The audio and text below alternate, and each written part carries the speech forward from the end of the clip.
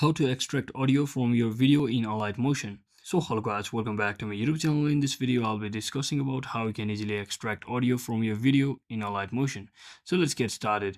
So first thing, just open up any of your project on your Alight Motion application. As you can see, I've already opened my previous project. So if you don't have any project, you can always click on create new project from the home screen of Alight Motion application.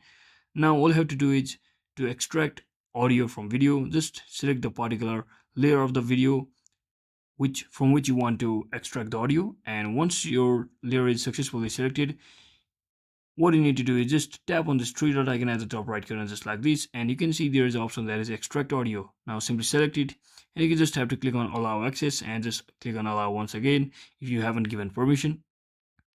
And as you can see, my audio file for the video has been separately separated out. Now you can just tap on the video section or video file and just click on delete to delete the video layer successfully, and only your audio is remaining from that particular video, which you can easily export by simply tapping on this export button from the top right corner to export your audio from video in Alight Motion.